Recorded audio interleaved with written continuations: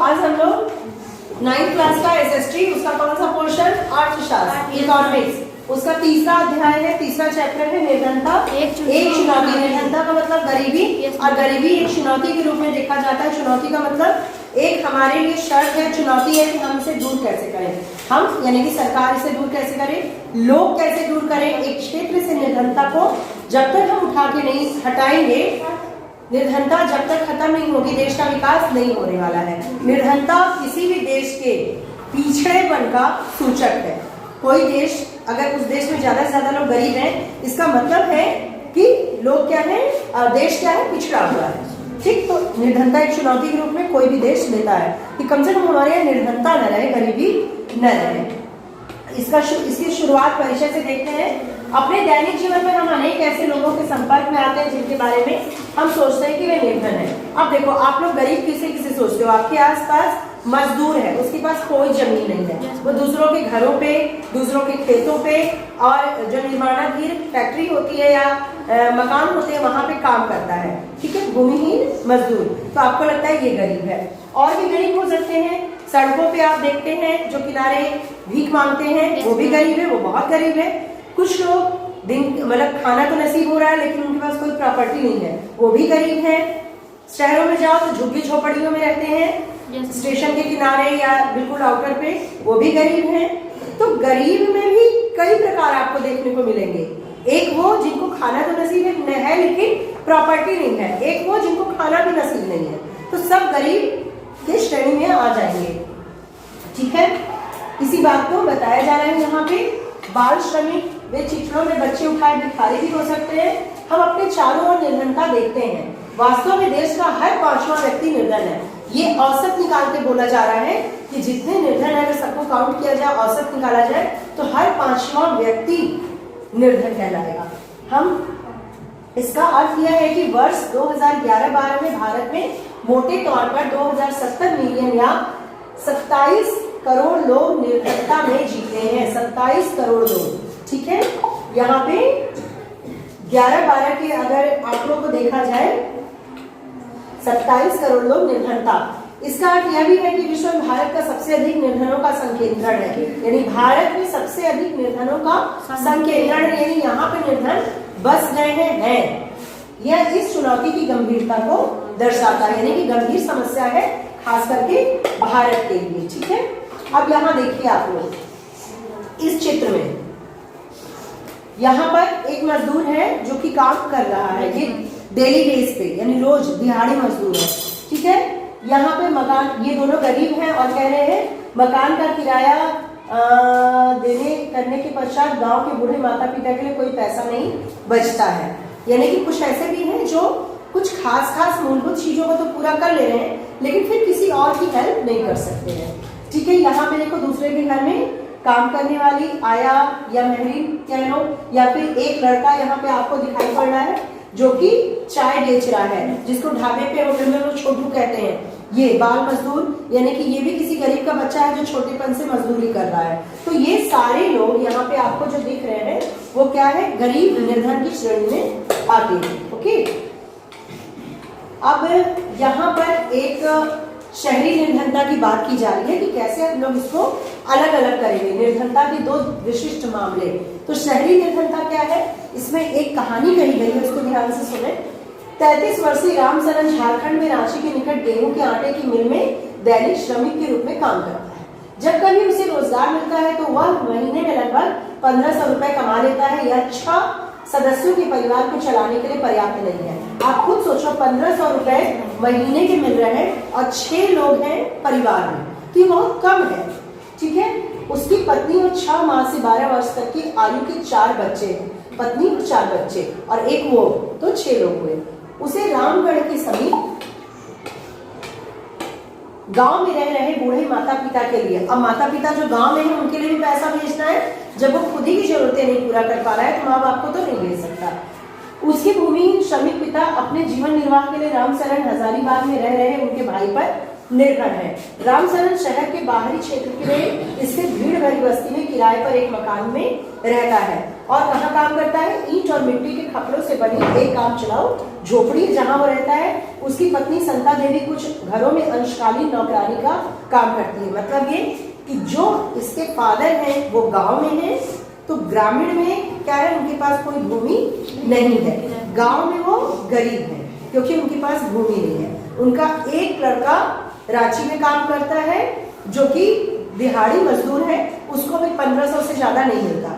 दूसरा लड़का जो है वो ये जो कि उसकी पत्नी जो है संता महरी का आया का काम करती है, दाई का, तथा 800 रुपए कमा लेती है। वे दिन में 2 बार दाल और चावल का अल्प भोजन जुटा लेते हैं। उनको इतना, पर यह उन सभी के लिए पर्याप्त नहीं होता। उनका बड़ा बेटा परिवार की आय में वृद्धि के लिए चाय की एक दुकान में एक सहायक का काम करके 300 रुपए और कमा लेता है। उसकी 10 साल की बेटी छोटे बच्चों की देखभाल करती है। सब काम में लगे हुए हैं, देख रहे हो ना, लेकिन सब गरीब है। काम में सब लगा है लेकिन सब गरीब है। कोई भी बच्चा स्कूल नहीं जाता। उनमें से प्रत्येक के पास 2 जोड़े फटे पुराने कपड़े ही हैं। नए कपड़े तभी खरीदे जाते हैं जब पुराने बिल्कुल पहनने योग्य नहीं होते। जूते पहनना विलासिता है, मतलब यह कि जूता कोई जरूरी चीज नहीं है। बहुत अमीरी हो जाएगी तो जूता पहना जाता है, ऐसी उनकी मानसिकता हो गई है कि फटे पुराने कपड़े जब तक बिल्कुल न गल जाए हम दूसरा नहीं लेंगे। ठीक है। छोटे बच्चे अल्प पोषित रहते हैं, उनको पूरा पोषण नहीं मिलता। जब खाना ही पूरा नहीं मिलता तो पोषण भी नहीं मिलेगा। ठीक है। जब वे बीमार होते हैं तो उन्हें चिकित्सा की कोई सुविधा नहीं मिलती है। अब देखते हैं ग्रामीण निर्धनता। लखा सिंह उत्तर प्रदेश मेरठ के पास एक गांव में रहने वाला है। उसके परिवार के पास कोई जमीन नहीं है, इसलिए वह बड़े किसानों के छोटे मोटे काम करता है। काम अनियमित होता है। अनियमित का मतलब किसी दिन मिला किसी दिन नहीं मिला। तो ये जो भूमिहीन मजदूर होते हैं वो क्या होते हैं, उनकी स्वयं की भूमि नहीं होती, दूसरों के खेतों पे काम करते हैं। ठीक है। और आय भी वैसी होती है। कई बार उसे पूरे दिन की मेहनत के बदले 50 रुपए ही मिलते हैं, लेकिन प्राय खेतों में पूरे दिन मेहनत करने के बाद उसे वस्तु के रूप में कुछ न कुछ जैसे गेहूं, दाल, थोड़ी सी सब्जी मिल पाती है। गाँव में आप देखो पैसे से ज्यादा वस्तु दिया जाता है। कोई काम कराया, गेहूं उठा के दे दिया, चावल दे दिया, दाल दे दिया या सब्जियां दे दी, ये होता है। 8 सदस्यों का परिवार हमेशा 2 वक्त का भोजन भी नहीं जुटा पाता। लखा सिंह गांव के बाहर एक कच्ची झोपड़ी में रहता है। परिवार की महिलाएं पूरा दिन खेतों में चारा काटने और खेतों से जलाने की लकड़ियां बीनने में ही गुजार देती हैं। उसके पिता की जो तपेदिक के मरीज से चिकित्सा के अभाव में 2 वर्ष पूर्व मृत्यु हो गई। छोटे मोटे चीजों के लिए तो अस्पताल है, लेकिन वहां भी उनको पूरी सुविधा नहीं मिलती है। उसकी माँ अब बीमारी से ग्रस्त है और उसका जीवन भी धीरे धीरे क्षीण हो रहा है। यद्यपि गांव में एक प्राथमिक विद्यालय है, लखा वहां भी नहीं गया। उसे 10 वर्ष की उम्र से ही कमाना शुरू करना पड़ा। नए कपड़े खरीदना कुछ वर्षों में ही संभव हो पाता है। यहाँ तक कि परिवार के लिए साबुन और तेल भी एक विलासिता है कि साबुन रोज रोज नहीं लगाना है या नहीं लगाना है, ये विलासिता में आता है कि लग्जरीज आइटम है। जैसे हम लोग के लिए क्या है, अगर हम लोग ये कहें, जैसे जो लोग थोड़ा सा अपर मिडिल में हैं, वो लोग अगर ये कहें कि हमें चाहिए आने जाने के लिए स्कूटी, बाइक, तो ये विलासिता हो जाता है। तो पापा मम्मी क्या कहते हैं, नहीं इसकी जरूरत नहीं है, ये क्या बात हुई, तुम्हारा काम तो चल रहा है। तो इन गरीबों के लिए साबुन, तेल और चप्पल ये भी विलासिता है। ठीक है। क्योंकि वो इतने गरीब हैं कि 2 जून की रोटी भी उनको नसीब नहीं हो पाती है। ठीक। अब देखो यहाँ लखा सिंह जो है यहाँ पर दिख रहा है कि वो दूसरे के खेतों में काम कर रहा है और सोच रहा है क्या मैं अभी कभी भी अपने लिए परिवार के लिए नए कपड़े खरीद पाऊंगा या नहीं पाऊंगा। ठीक है, ये सोच रहा है दिमाग में। तो इस तरह से ये जो ग्रामीण गरीबी है उसको दिखाया गया है। अब निर्धनता के उपरोक्त मामलों का अध्ययन करें और चर्चा करना। अब देखो निर्धनता के जो कारण होते हैं उसमें सबसे पहला क्या है यहाँ, भूमिहीनता। यानी इसका मतलब है भूमि, जमीन का ना होना। ठीक है, जमीन का ना होना। यहाँ पे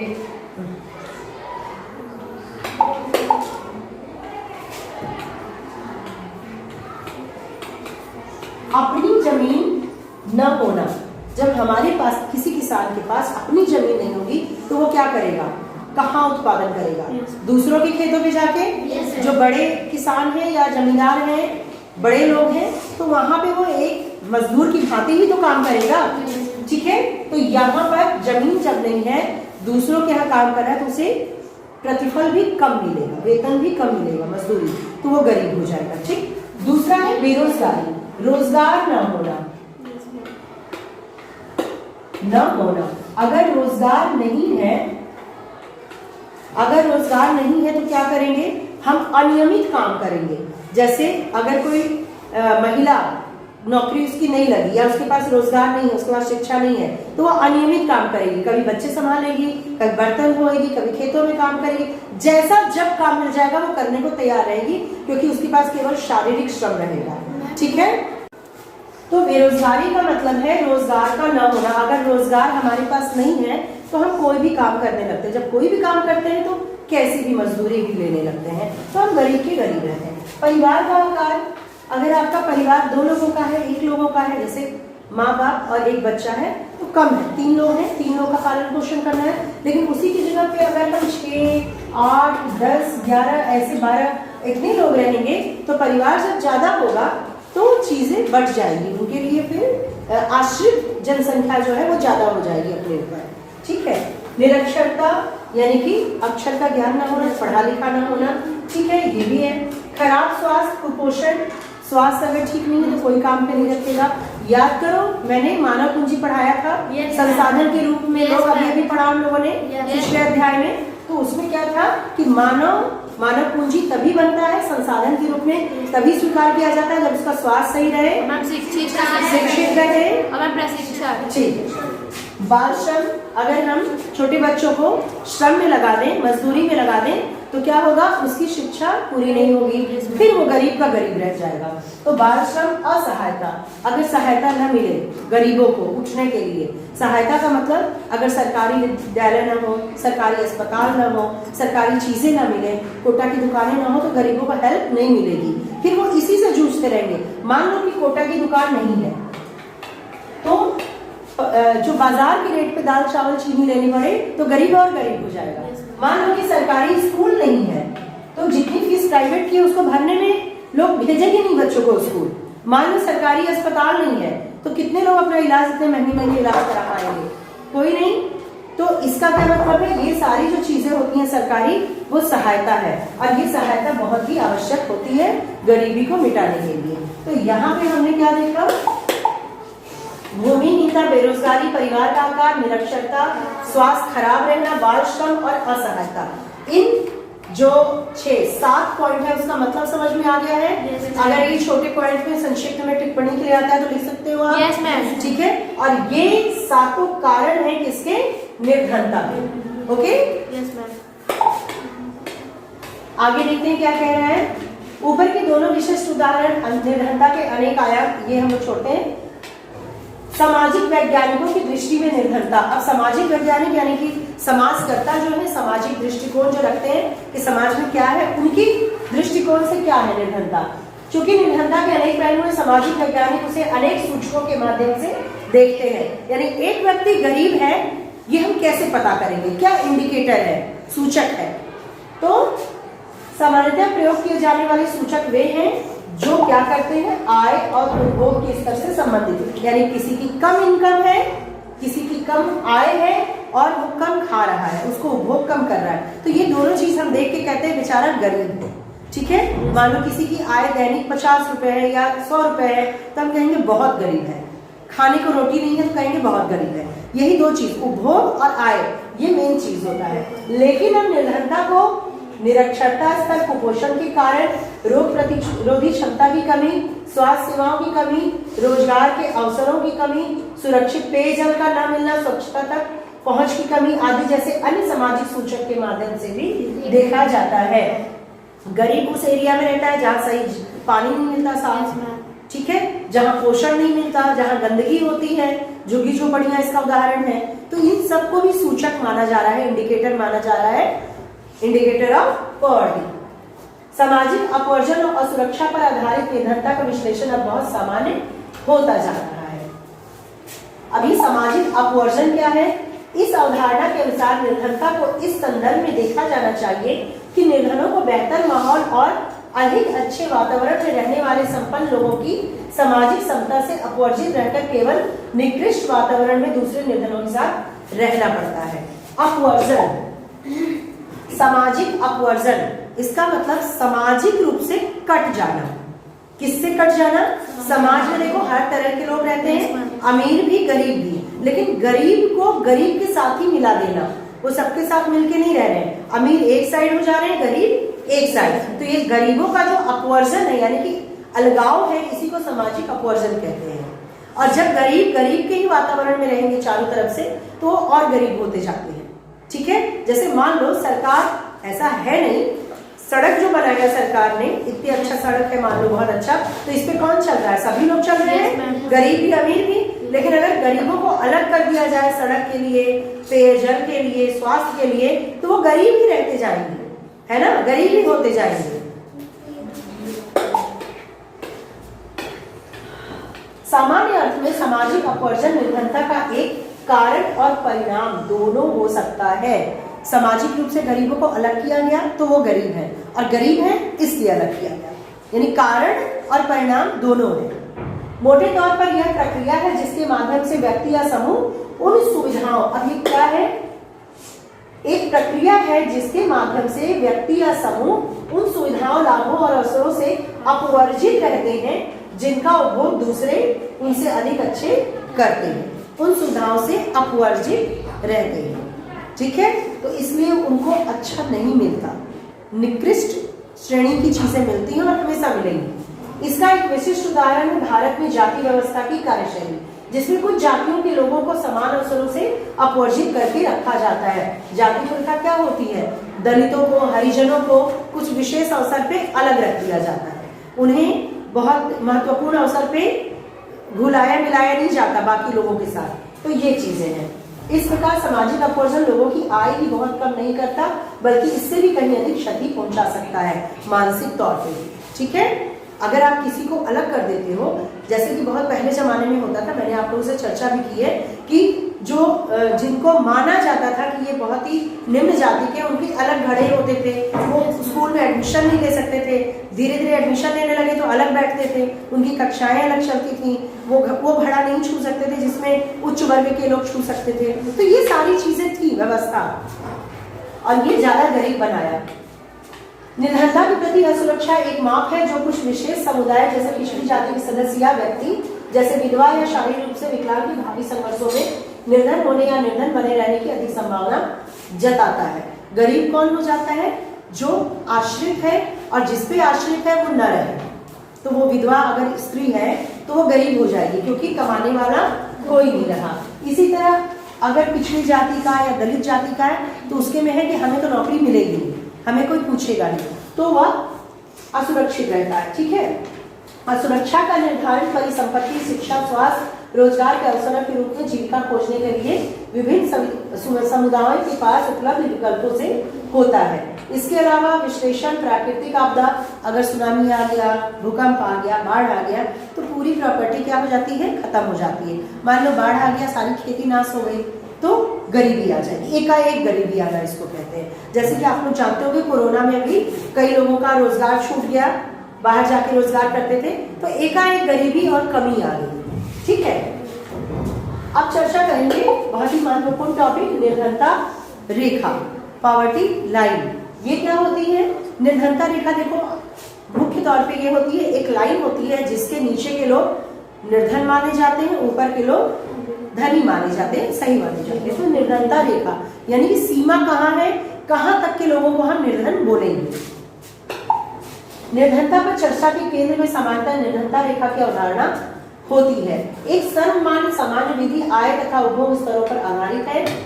किसी व्यक्ति को निर्धन माना जाता है यदि उसकी आय या उपभोग स्तर किसी ऐसे न्यूनतम स्तर से नीचे गिर जाए जो मूल आवश्यकताओं के एक दिए हुए समूह को पूर्ण करने के लिए आवश्यक है। जैसे मान लो 2 टाइम का खाना, कपड़े, एक सिंपल मकान, इतनी चीजें अगर है किसी के पास तो वो निर्धन नहीं है। तो किया क्या गया, एक लाइन बनाई गई, इस लाइन के नीचे के लोग क्या है? गरीब है, और इस लाइन के ऊपर के लोग धनी है। अब ये लाइन क्या बोलती है? 2 जून का खाना, कपड़ा, मकान, अपना मकान, थोड़ी बहुत भूमि, किसी के सामने हाथ नहीं फैलाना। इतनी चीजें अगर है तो ये हमारी क्या हो गई, लाइन हो गई। अब इस लाइन को 2 चीजों पे डिपेंड किया गया है मुख्य तौर पे, आय, कितनी आय होनी चाहिए और कितना पोषण होना चाहिए। खाने को कैलोरी में, आय को रुपए में हम लोग देखते हैं। आगे चल के भी मिलेगा कि पॉवर्टी लाइन, कितने आय के कम लोग होंगे तो वो गरीब कहलाएंगे और कितने पोषण के कम लोग होंगे वो गरीब कहलाएंगे। ठीक है, तो ये 2 चीजें मुख्यतः डिपेंड है। प्रत्येक देश में काल्पनिक रेखा का प्रयोग करता है जिसे विकास और स्वीकृत न्यूनतम सामाजिक मापदंडों के वर्तमान स्तर के अनुरूप माना जाता है। अमेरिका में उस आदमी, अब देखो हर देश अलग अलग लाइन खींचता है। अमेरिका में कौन गरीब है, जिसके पास कार नहीं है। तो सब लोगों को देख के वो व्यक्ति गरीब है जो कार नहीं रखता, तो वहां गरीब कहलाता है। समझ रहे हो? हमारे यहाँ कौन गरीब है, जिसे खाना नसीब नहीं। ठीक है, भारत में निर्धनता रेखा का निर्धारण करते समय जीवन निर्वाह के लिए खाद्य आवश्यकता, कपड़ों, जूते, ईंधन और प्रकाश, शैक्षिक एवं चिकित्सा संबंधित आवश्यकताओं आदि पर विचार किया जाता है। क्या पढ़ रहे हैं, इसको कर लेते हैं। फिर यहाँ पे किन किन बातों पे ध्यान दिया जाता है, ध्यान दीजिए। खाद्य आवश्यकता, कपड़े, जूते, ईंधन, चिकित्सा आवश्यकता। ठीक है, इन भौतिक मात्राओं को रुपए में उनके कीमत से गुणा कर दिया जाता है। कितने की ये चीजें मिल रही हैं और गुणा कितना रुपए में मिल रही है। ठीक है, खाद्य वस्तुएं जैसे अनाज, दाल, दूध, तेल, चीनी आदि मिलकर इस आवश्यकता कैलोरी की पूर्ति करती है। आयु, लिंग, काम करने की प्रवृत्ति आदि के आधार पर कैलोरी आवश्यकताएं बदलती रहती है। अब देखो भारत में ये कैलोरी कितना है, लाइन जो मैंने बताया कितनी होनी चाहिए। ग्रामीण क्षेत्र में 2400 कैलोरी प्रति व्यक्ति प्रतिदिन। एक व्यक्ति रोज के रोज 2400 कैलोरी पाए खाने में। ठीक है, और नगरीय क्षेत्र में 2100 कैलोरी प्रति व्यक्ति प्रतिदिन है। इसको याद कर लेना, रट लेना। गांव में क्या है, 2400 कैलोरी मिलना चाहिए एक व्यक्ति को और शहर में 2100 कैलोरी। ठीक है, शहर में शारीरिक श्रम कम होता है इसलिए कम आंका गया। समझ रहे हो बात को? तो ये दोनों है, इससे कम अगर मिल रहा है किसी को तो वो क्या है, गरीब है। समझ गए बात को? तो यहाँ पोषण आपको दिखा दिया गया। उसके बाद ग्रामीण क्षेत्रों में कैलोरी आवश्यकता शहर की तुलना में अधिक मानी गई है। अनाज आदि के रूप में कैलोरी आवश्यकताओं को खरीदने के लिए प्रति व्यक्ति मौद्रिक व्यय को कीमतों में वृद्धि का करते हुए, अब कीमतों में कैसे किया जाता है यहाँ पे देखिए। 11-12 में किसी व्यक्ति के लिए निर्धनता रेखा का निर्धारण ग्रामीण क्षेत्र में 816 रुपए प्रति माह। गांव में एक व्यक्ति 816 रुपए हर महीने पा रहा है तो वो ठीक है, उससे कम पा रहा है तो वो गरीब है। और शहरों में 1000 रुपए प्रति माह। अगर 1000 पा रहा है तो सही है, 1000 से कम पा रहा है तो वो गरीब है। समझ के बात को? तो आय के तौर पे 816 और शहर में 1000, क्योंकि गांव में चीजें सस्ती मिलती हैं कंपैरिजन टू शहर। समझ रहे हो ना? तो 1000 और 816 याद रखना। ठीक है, तो इस तरह से कैलोरी की आवश्यकता शहर में अलग होती है, गांव में अलग होती है।